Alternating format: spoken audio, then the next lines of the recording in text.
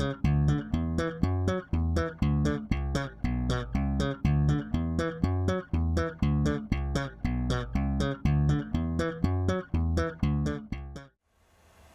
I'm Steve at ReallyLearnGuitar.com.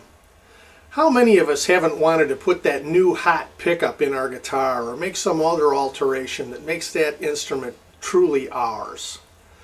Well, everybody's wanted to do that. But you can spend a lot of money on those kinds of components, like pickups, for example, and still not have the outcome that you're looking for.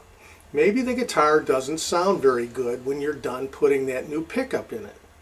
Well, one reason might be that you didn't do a very good job soldering the connections. There aren't a lot of people that really have a lot of experience soldering electronic components. So I thought I'd take a few minutes and show us how to do it the right way so that the outcome is what you want.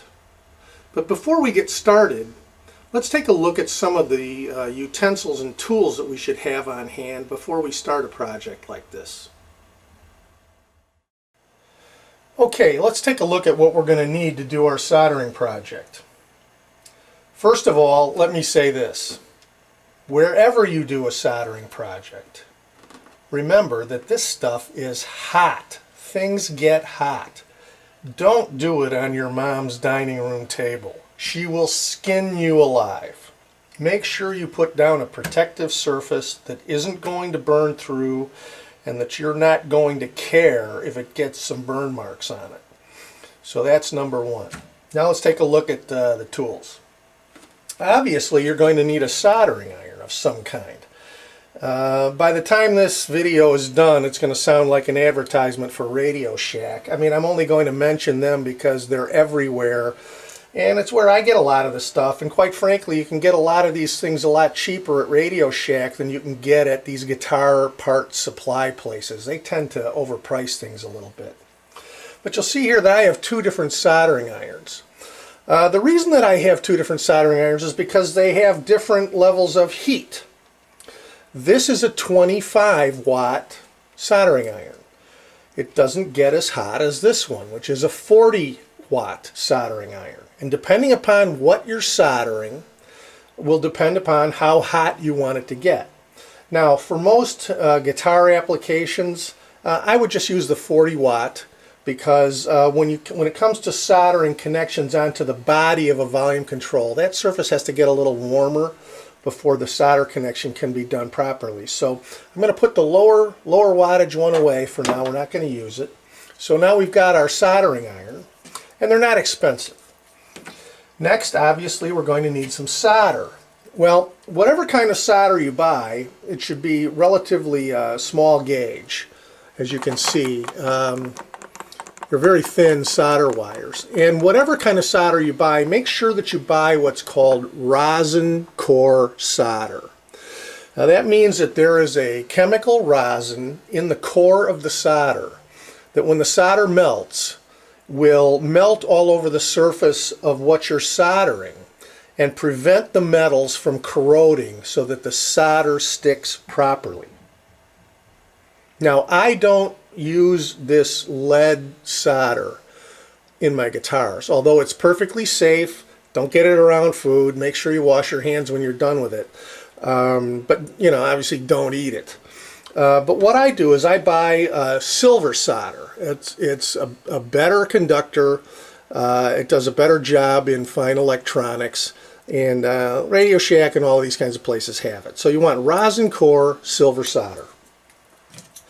Now also, it pays to have some wire around because I will guarantee you when you get inside your guitar and you remove whatever components you're removing or replacing, it's going to dawn on you all of a sudden that one of the wires isn't long enough anymore. It's not going to reach where you want it to go. So you're going to have some wire on hand. And you can get this stuff at Radio Shack also. You can get whole bundles of different color wires and in different gauges. But whatever you do for guitar applications, always buy a wire that is what's called stranded. So if I were to strip it back, you can see there's multiple conductors in there. And it's twisted around, and it's much more flexible so that it's easier to work with.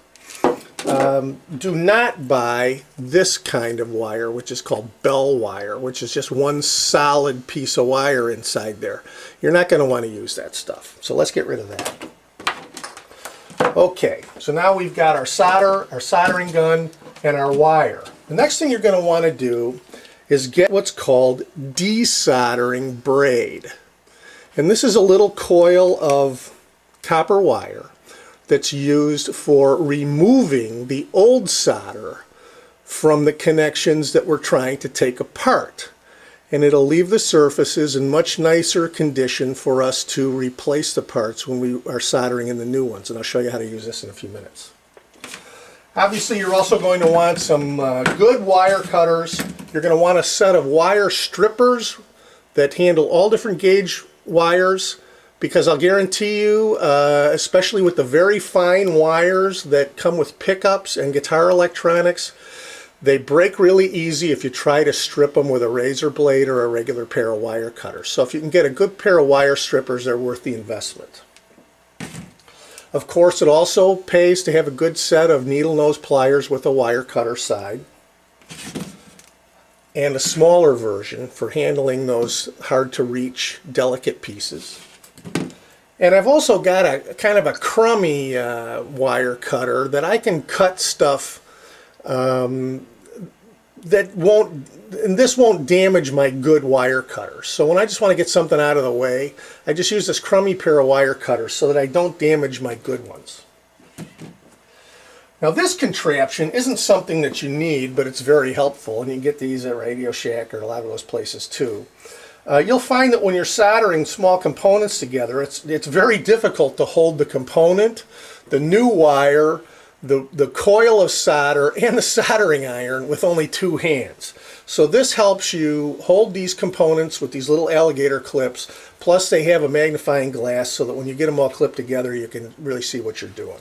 And it's very helpful. Last but not least, if you want to do a really professional job, you get a package of heat shrink tubing.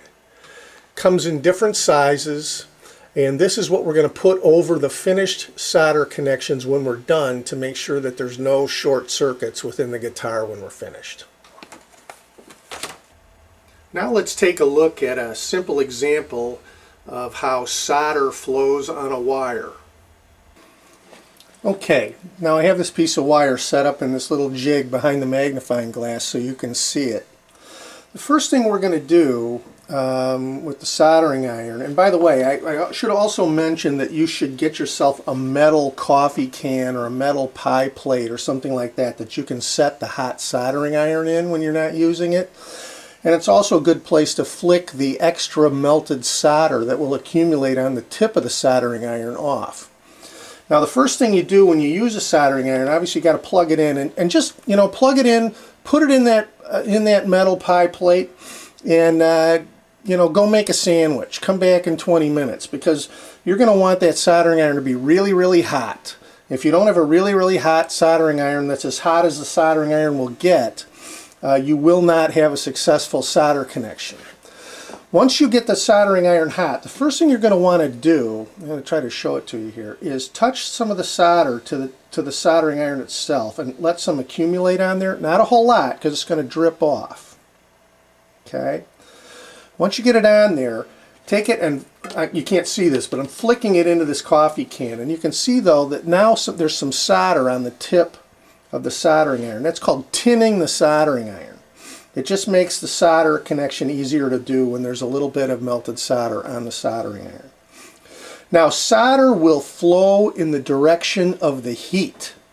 So you're always going to want to apply the heat as far as you can from the insulation on the wire and as far as you can from anything delicate inside the guitar. So what I'm going to do is I'm going to hold the soldering iron against the tip of the wire. Okay? And we'll just hold it here for a minute. And you know, you have to be patient doing these things. But what will happen is that this wire will heat up. And when it does, and we can test it with the piece of solder, we touch the solder, see it's already flowing. And I've never touched the solder to the soldering iron, have I? But the solder ran towards the soldering iron. And that's a perfect hot solder right there. Now, if I had touched the soldering iron to heat the wire close to the insulation, what would have happened was that the insulation would have melted before the wire was hot enough to coat it with solder. So always put the soldering iron towards the tip so that the heat is running away from the insulation, and then touch the solder to the item that you're heating, and the solder will run towards the soldering iron. See? And that's how that's done.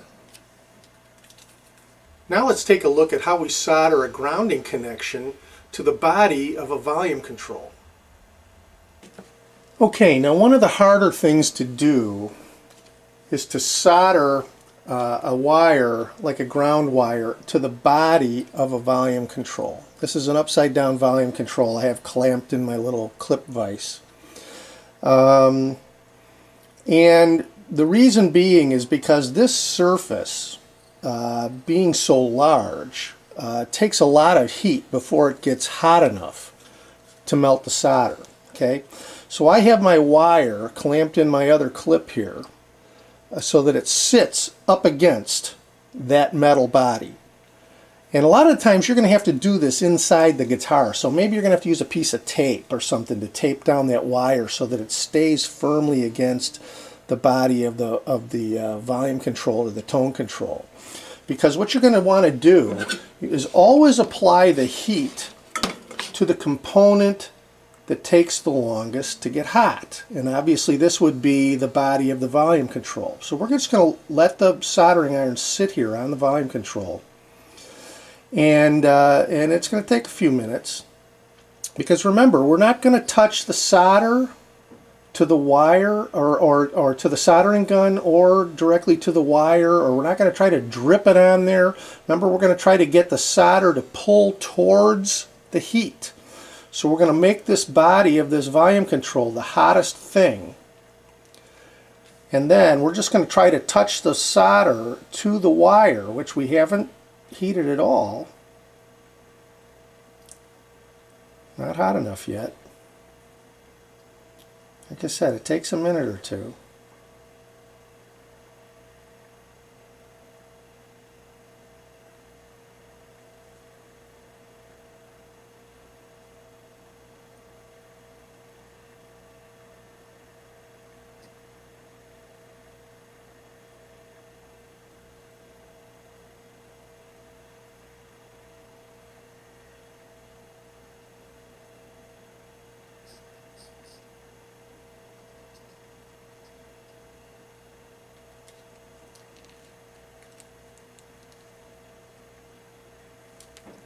Okay, it's starting to get hot. Okay, now the body is hot. I touch the solder right to the area around the wire. The wire is picking up the heat. Okay.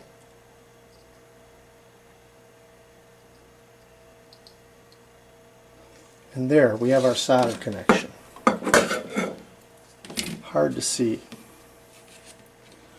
But the solder has flowed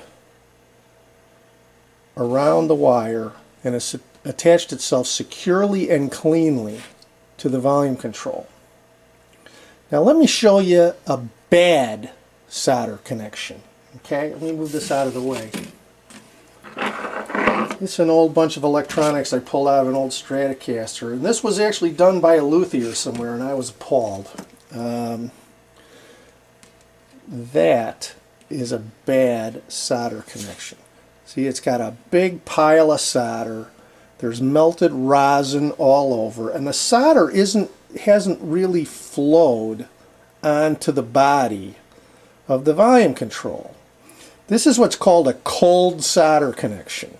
It's no good. It doesn't conduct the electricity or the signal path very well. So if you see somebody's done this in your guitar, you're not going to want to take your guitar back to that guy again. So this is what it should not look like. Okay? Okay, let's look at what it takes to remove solder from an old component so that we can cleanly solder a new wire onto it. You can see with this old volume control that we've removed wires, and the hole in this connector is plugged up with old solder. We're going to want to clean that out because you always want to try to run the wire in through the hole, and you can kind of twist it around in the hole and it'll hold it there a little better for you while you're trying to solder it. So we want to get the solder out of that hole. Well, how do we do that cleanly? Well, remember we showed you earlier this desoldering braid? Well, what we're going to do is we're going to put the desoldering braid up against the place where we want to get rid of the solder and press the soldering iron right up against it. And remember, the solder will run towards the heat, so it's going to run towards the braid. Okay, and if we just keep running the braid past that old solder as it melts. Sometimes it takes a few times.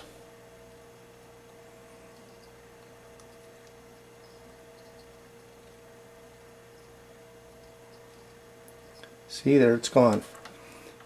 It's pulled the solder out of the hole. And now we have a clean connector to solder to.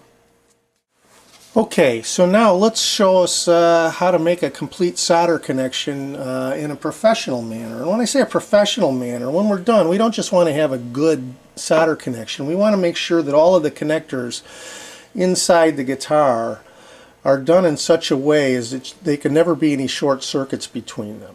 So here's how we do this. Remember when we spoke earlier, we talked about this shrink wrappable tubing that we could get from Radio Shack? Well, here's what we do.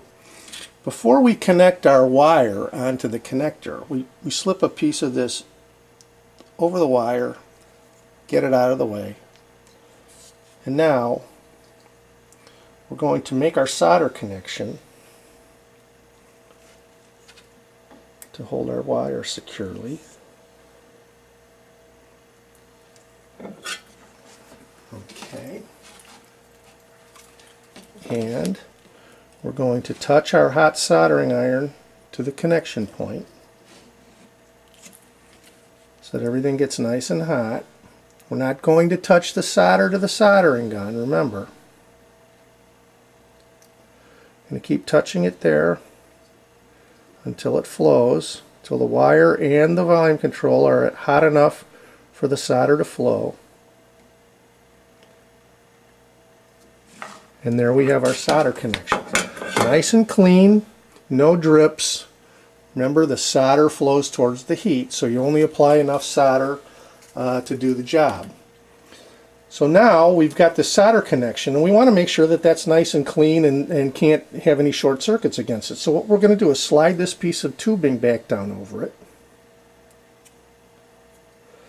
Cover it up like that. And then we're going to heat it up with our hair dryer.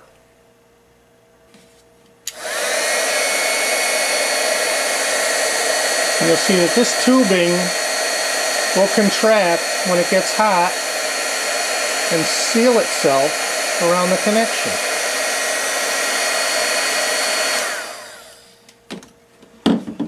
And now we have a professionally soldered and protected solder joint. That's how you should do your projects at home, and you can tell that it's not that difficult.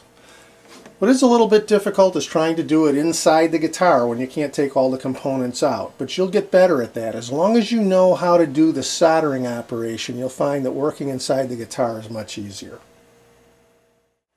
Okay, hopefully now you'll feel a little more confident about doing a home project on your own guitar without damaging the components that you just spent so much money on. And hopefully you'll get the right kind of outcome now that all the signals will flow properly. Another thing to keep in mind, if you really don't want to undertake this yourself, you can always go to a guitar repair guy to have him do it for you. But one thing to keep in mind is that not all guitar repair guys are good at soldering. I mean, some of them are just wonderful luthiers. They can work with wood, build a guitar from scratch, refret a guitar and do a wonderful job, but when it comes to electronics, that's just not their shtick. They're just not good at it. That's why a lot of very large guitar repair operations have guys that specialize in the electronics and other guys that do other things. So if you are going to take it in and have somebody else work on it, just make sure that they have experience with the electronics part. Otherwise, you're going to get your guitar back. It's going to be all buttoned up. You're going to think it's great. And you're going to have a lot of those lousy cold solder joints inside. And you're going to wonder why there's a hum or the guitar just doesn't sound very good. So don't be afraid to ask the guy what his expertise is. And if he's not the right guy, take it to somebody else. But you saw how simple this is. Go ahead and take a shot at it yourself. Get some old components and old volume control and some wire and practice first. You know, don't make your $200 DiMarzio pickup your first project. I'm sure you'll do fine. Thanks a lot for watching the video. Enjoy your guitar playing. Come back and see us again. Bye-bye.